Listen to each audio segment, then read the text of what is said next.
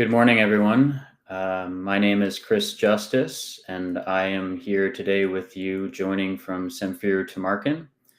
I'm an associate lawyer with the firm in its Toronto office. And today I'm here to hopefully answer any and all questions that you may have regarding an employment situation that you might be encountering, whether it's before entering a particular company, while working for a company, or on the way out of a company. I've also got some information or some tips that I think would be helpful to keep mind of. This is a continuation from the last time I appeared on the Facebook Q&A. So I'll start with a few tips and things to be mindful of as employees out there. And as your questions come in, I'll do my best to answer them. So with that said, I'd like to start with one of the most frequent issues that I come across, and that is with respect to employees who have been let go from their position. They've been offered a severance package, and they're coming to me asking whether or not the severance package on offer was fair and reasonable. And almost always my answer to that question is no. The initial package is not fair and reasonable, and that you should absolutely fight to see if you can get more money. So if you're an employee and you've had your employment terminated and you've received a severance package, even if that severance package says that it's in compliance with the legislation, even if that severance package says that the company is prepared to give you more money on top of your bare minimum entitlements, I still highly recommend that you give us a call before signing anything, because it could mean the difference between that package and something that's significantly greater. So that's the first tip I'll start off with. But now I have some questions coming in, so I'll start by answering some of those. The first question I've got comes from Jazika D, and this is through Facebook. She asks, do employers have to accommodate if a parent must stay home due to their child being on quarantine as a result of COVID symptoms? And the general answer to that is yes.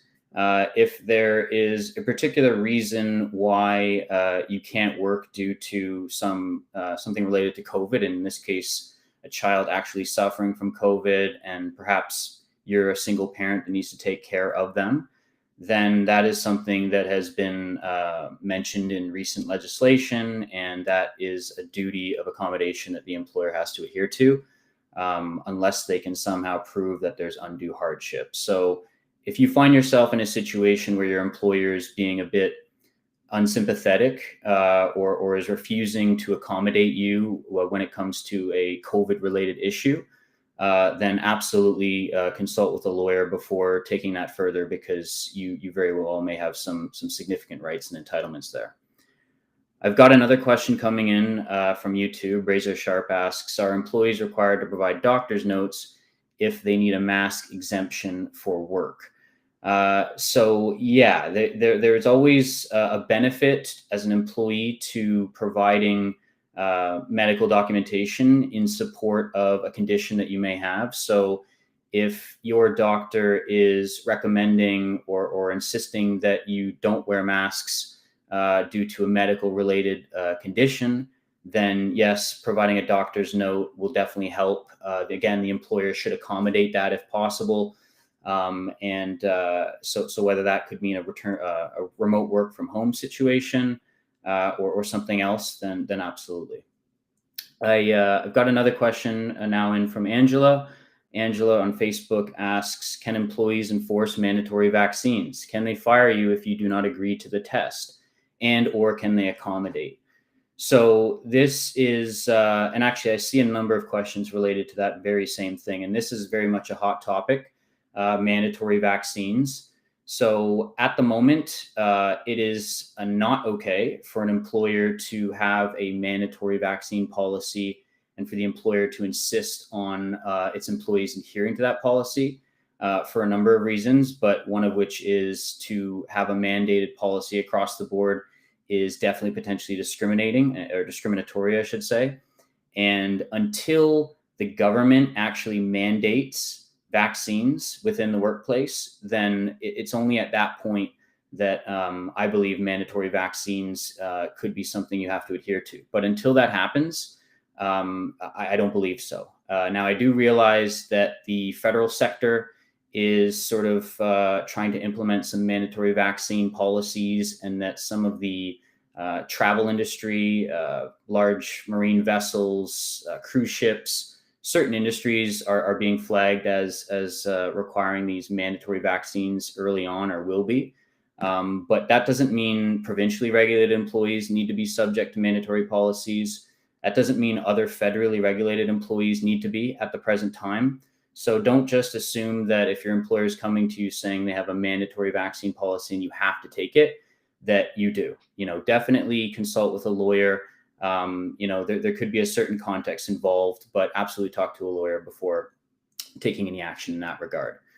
I've got another question from Jeff Crawford. He's asking from Facebook, and he's saying, if someone receives salary continuance, does it have to be claimed against an EI claim if they were laid off in December of 2020?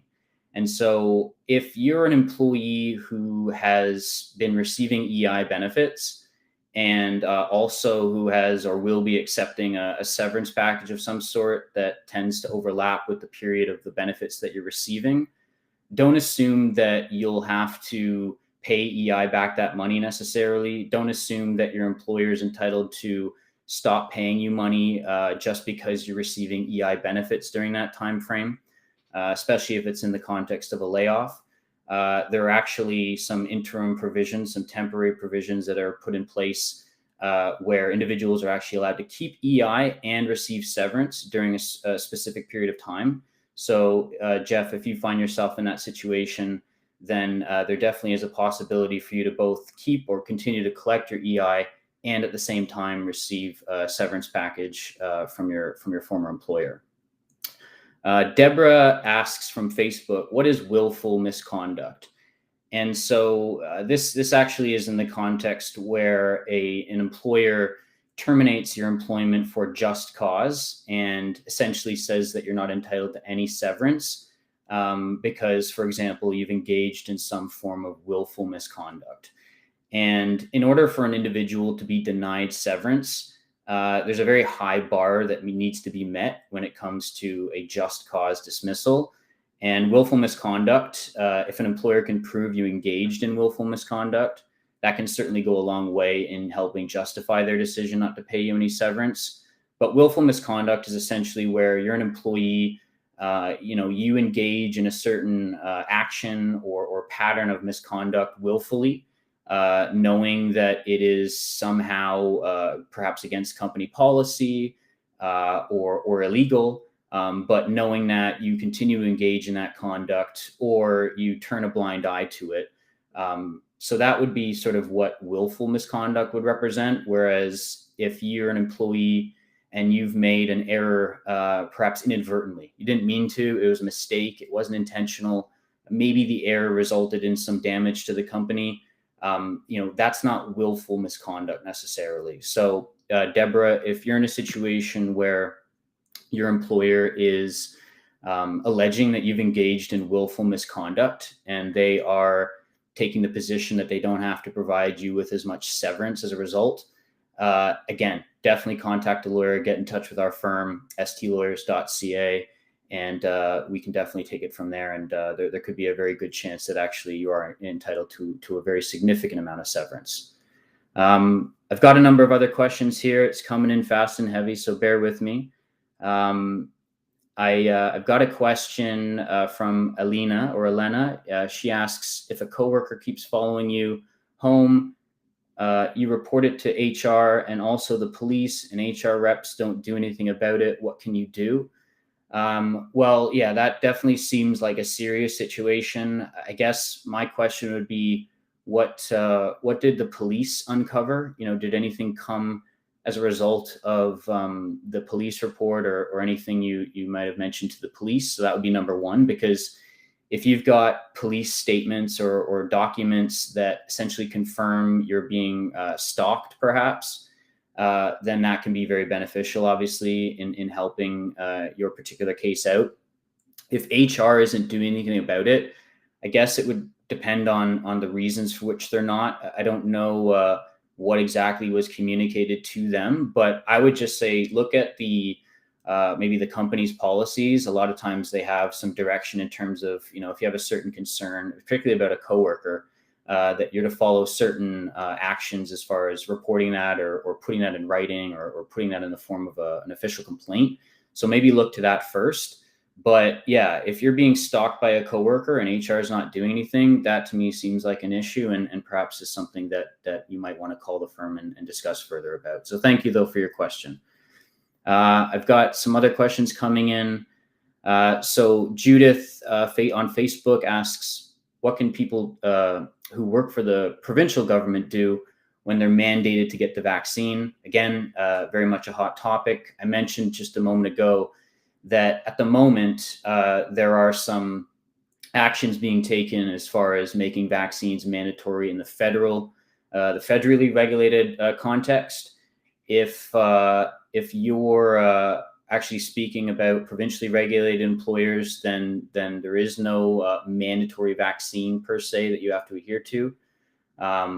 Again, until the government actually comes down with a mandate saying you in this particular industry are required to get vaccinated, then do not assume that just because someone is coming to you saying it's mandatory that you don't have options. And again, get in touch with our firm definitely to chat about it more, because this is a topic that's going to be very much contested and rapidly evolving, as it seems. I've got another question from Antoinette on YouTube. Antoinette asks, she says, hi, I had a human resource director change my employment contract for some reason. Well, number one, it'd be helpful to know what the reason is. But if you are working for a company and someone at that company, an HR director or somebody else comes to you and changes the contract you have with that company, if it's a significant change, you're going to have recourse there.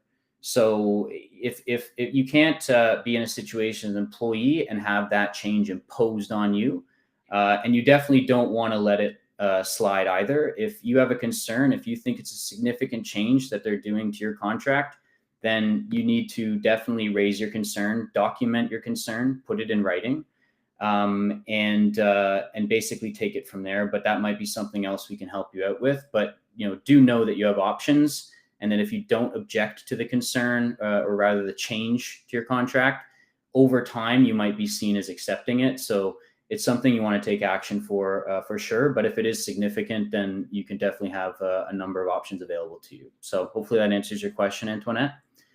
I've got another question here from Giselle. Giselle on Facebook asks, can you charge your employer or your coworker with harassment for constantly cornering you and harassing you about getting the COVID vaccine? And depending on the exact situation, if you find yourself in a situation where you're being harassed by a coworker or an employer, it doesn't really matter, what the harassment necessarily is about. But if it is actual harassment and it's going on constantly, I think that's something that you should raise with perhaps human resources, or maybe your direct supervisor. I don't know if your employer is pressuring you to get the COVID vaccine, but again, if they are, and you're not in a situation where there's a government mandate, then you're within your rights to potentially refuse that vaccine, especially if your company is taking all the other necessary precautions. So again, very important to know, mandatory vaccines are not mandatory. They are potentially discriminatory. And you do have options. And it just comes down as well to the particular industry you're in, and also what other safety protocols are in place. And I guess while we're on the vaccine topic, one other thing I'll mention is that if you're someone who is refusing to get vaccinated and your employer is insisting that you do so, it may also be possible for you to negotiate a different way of performing your work with that company. So for example, if you've been working from home and obviously you're able to sort of quarantine yourself there and not expose any coworkers to any risk or whatever it is your company's alleging, then that situation may continue. There might be a possibility for you to continue to work from home as a compromise. So that could be something else you might want to explore. Antoinette, sorry, you were just following up to the previous question. Antoinette, you said you complained about harassment previously, and earlier you had asked about a situation where you had been subject to harassment. So I think that if you're an employee and you've gone through the policy with the company as far as how to report harassment, and you've done everything you can do, and they have essentially ignored it or they brushed it under the rug, then that could potentially be a further violation of, for example, the Occupational Health and Safety Act. And the company could be in a bit more hot water there if there is that pattern of complaints and nothing's done about it. So again, before it kind of gets even worse, I would definitely recommend that you reach out and get some further advice. I've got another question here from Judith on Facebook. She's asking, can a letter of exemption for religious reason be submitted if there's pressure to be vaccinated? And the answer to that is yes. There are exceptions, generally speaking, to people being vaccinated. If it's not simply out of preference, then of course there are religious reasons, there's medical reasons. There are certain reasons that people don't want to get vaccinated that are covered under the human rights legislation. And religion falls under one of those reasons. So if you are particularly someone with a reason that's covered under that legislation, and that reasons for why you're not getting vaccinated, then a letter of exemption is definitely something that go a long way, and it would be appropriate for the employer to accommodate to the best of its abilities in that situation. Mark on YouTube asks, can I be medically exempt from vaccine if I'm immunocompromised? And again, just what I said, if you have a medical condition or a technical disability that in some way makes it problematic for you to get vaccinated, then that is also, as I mentioned, something protected under the legislation, human rights, and you will have some recourse. Alina asks, do I represent out of Canada or does the firm represent out of Canada and the USA? The answer to that generally is no. We at the firm represent employees and employers across the country. That is Canada, but the law in the US, especially in the context of employment situations, is a very different situation. So you would probably be wise to seek counsel with that particular expertise. Got more questions coming in. Another question, I've got a question from Glenn Edwards. He's asking, both vaccinated and unvaccinated are carriers. Only rapid testing unvaccinated is negligent during a pandemic. Can action be taken against businesses? They are intact, risking everyone's health. Yes, so you raise a good point. Vaccinated and unvaccinated can be carriers. That's also another reason why mandatory vaccines aren't necessarily the be-all and end-all solution to this, and also reason why employers aren't necessarily in a position to just mandate it across the board. You've mentioned rapid testing. Now, it may be the case in the very near future that a lot more rapid testing is done within businesses, especially where employees are refusing to get vaccinated. As a potential compromise or stopgap or whatever you want to call it, an employer maybe as an alternative insist on there being some rapid testing done. Again, this is very much a novel situation that's still being fleshed out in the law, but rapid testing of unvaccinated individuals could very well become a thing. And so long as it's not too intrusive and there's a good basis for doing it, and as well, the information collected during the testing is sort of stored and collected in an appropriate manner, then that, as I mentioned, might very well be a middle ground that can be reached. I've got some more questions coming in. I got a question from Mark on YouTube again, asking, are employers allowed to institute hiring practices for new employees to be vaccinated as a condition to be hired? And again, you're essentially then as an employer saying that as a new employee, it's mandatory to be vaccinated. And, for the reasons I just discussed before, as far as, certain employees not taking vaccinations due to medical exemptions, religious exemptions, to put a term like that in place could definitely be discriminatory and could open up a can of worms. So I think as an employer, or an employee, if you're in a situation with involving vaccines and you want to know, can I implement this practice or not, or should I take the vaccine or not? What are my options? Before taking any huge actions, have a chat with a lawyer, because you definitely don't want to take that action and then find out later on that it was inappropriate, and again, find yourself in some hot water. I've got another question coming in from Angela on Facebook. Are employers permitted to post vaccine proof and or unvaccinated status for others to see, i.e. public information? And that's a good question. I sort of touched on it a little bit earlier. But when it comes to privacy concerns, when it comes to people disclosing certain information relating to the vaccine, relating to their health, whatever it is, employers need to be very careful in terms of how they collect that data and how they store it, and the reasons for which they're doing so, and to publicly broadcast a lot of this information that is very private to a lot of people. Is definitely not a good thing. It's a problem for employers if they were to go that far and do that. So again, the collection, the storage, the disclosure of information relating to these concerns, privacy-related concerns, you want to have in place as an employer a solid policy for doing so, very clear-cut, and you definitely don't want to be sending out information to the public on things such as vaccination status or anything like that. So Angel, if you're in a situation like that, definitely give us a call, because you'll likely have some recourse there. I've got some other questions coming in.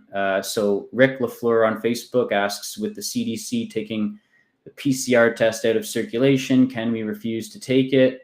To be honest with you, Rick, I'm not overly familiar with that, but you, as I understand, can refuse to take it.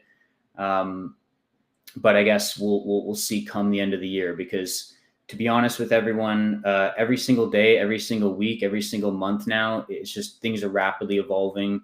As I mentioned, we've got federally regulated businesses potentially implementing mandatory vaccines. And so I'm sure a lot's going to change. So definitely stay tuned.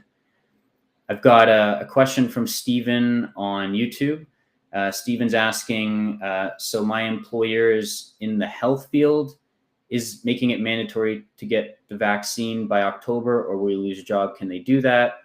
What does it say in the Constitution of the USA for rights for this? So I won't comment on the USA, and in general, I won't comment really much on the US in terms of at least legal context anyways. That's not my expertise. I specialize in the law of this province, Ontario.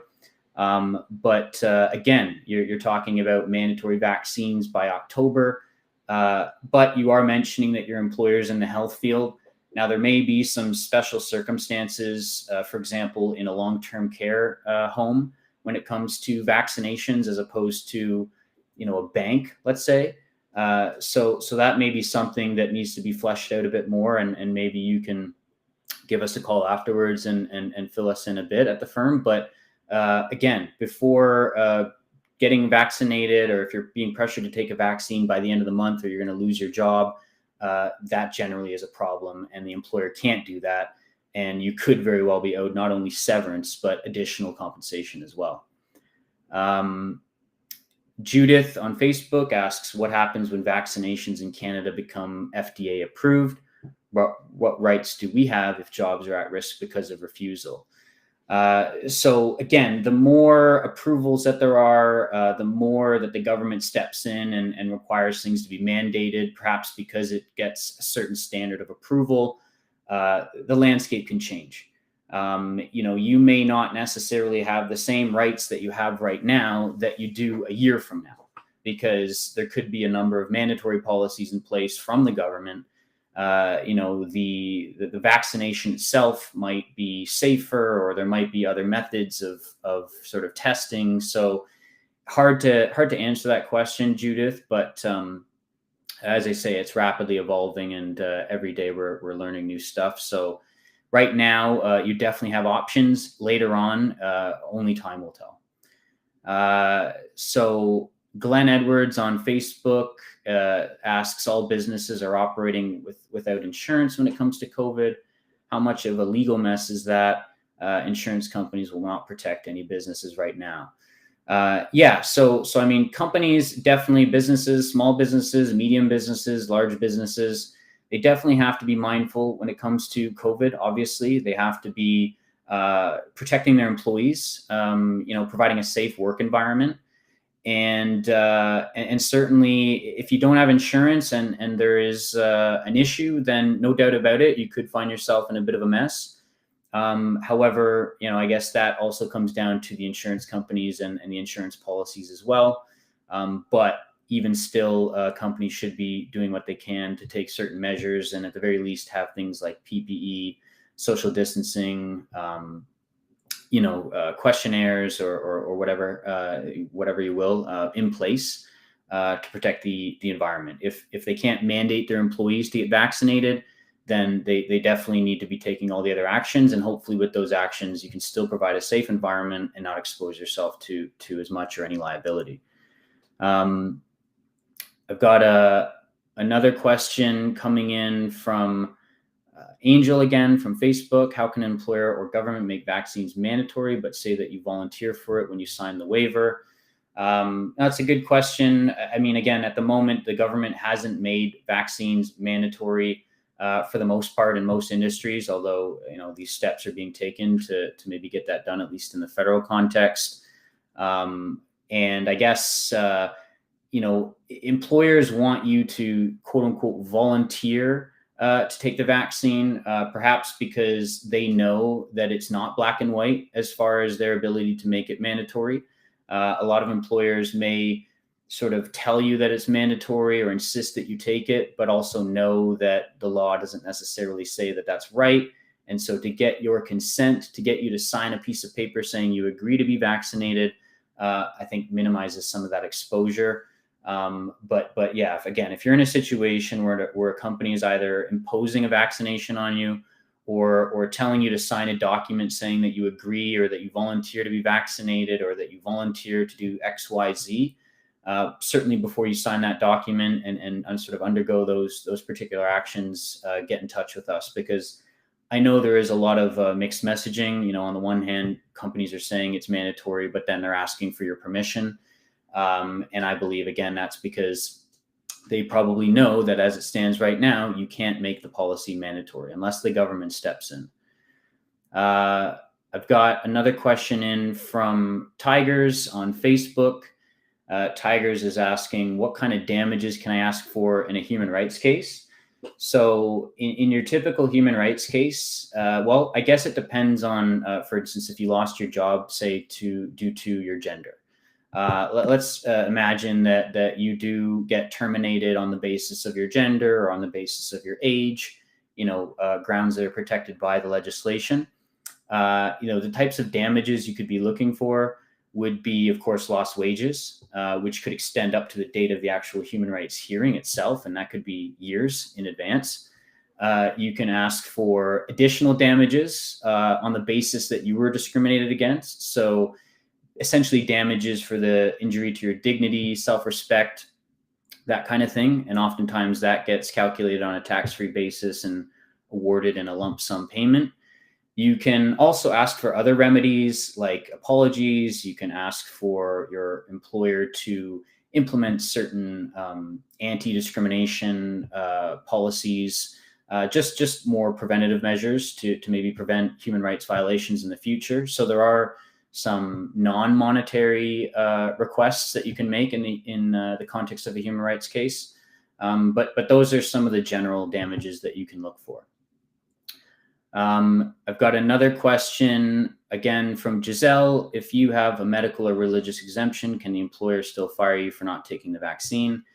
And the answer to that is no. If you, again, have a specific exemption to taking the vaccine that's protected under human rights legislation, and then the employer fires you for not taking the vaccine, not only does that employer owe you severance, but the employer owes you human rights damages, and potentially a lot of the damages that I mentioned with respect to Tiger's question. So if you find yourself in that situation, then absolutely get in touch with us, because definitely something more should be done there. I've got another question from Chantal on Facebook, and she's asking about whether or not employers are responsible and have liability. Can an employee demand them to sign a paper? Good luck doing that. I don't think the employer will sign a paper saying that they are liable to any certain action. If you think that your employer is responsible or liable or in some way at fault for causing you some form of harm, whether it be emotional or financial, they likely won't admit to it. They likely won't sign a paper saying that they'll pay you XYZ, but you can get in touch with our firm. You can get in touch with a lawyer, and you very well may be owed compensation. So whether or not the employer doesn't want or does want to sign a paper, if they've engaged in certain conduct, then they're exposed to potential compensation going your way, and you can essentially force them to provide you with that compensation. Otherwise, you may go to trial and a judge might award that against them. So maybe with a bit more context, Chantal, I could answer your question a bit better, but just generally speaking, it's rare for an employee to demand that their employer sign something and the employer agree to that. So definitely if some blanks are filled in there, I might be able to help you out a little bit better. I've got a bunch more questions coming in. I appreciate everyone's got a number of vaccine questions on the mind. Unfortunately, I'll have to end the Q&A very shortly, but I'll answer one more before I do so. The employer, so Lima or Lama, my apologies if I've mispronounced your name, but on Facebook, she's asking, does an employer have any right to ask to disclose the reason why someone's not taking the vaccine? And I think they do have that right, as far as, the employer will want to accommodate its employees. And especially if there's a religious or medical reason or reason covered under human rights legislation why the person doesn't want to take the vaccine, then, I think it's helpful for the employer to know that, because if they take action against you without knowing that, then that employer's, again, in hot water and exposing themselves to a lot of risk. So I don't think there's generally any issue with asking the reason why, if the goal of that is to try to accommodate that particular employee. So hopefully that answers your question. Again, I thank everyone for your questions. I definitely know that I could probably be here all day and not stop answering them. I hope to maybe answer some of your questions at another Facebook Q&A. I'll definitely be back. But if any of you do have questions relating to COVID, relating to the vaccine, any of that, or just any workplace issue for that matter, give us a shout, get in touch with our firm. We'll be more than happy to help and, do everything we can to provide you at least with all your options. Check out our website, stlawyers.ca. Check out another website, pocketemploymentlawyer.ca. That'll have a lot of answers to some of your general questions. And if you do have any additional questions, as I mentioned, send us an email at help@employmentlawyer.ca. And again, check out our website, stlawyers.ca, for any further information. Thank you very much all for coming. Do have a great rest of your day. And until then, take care.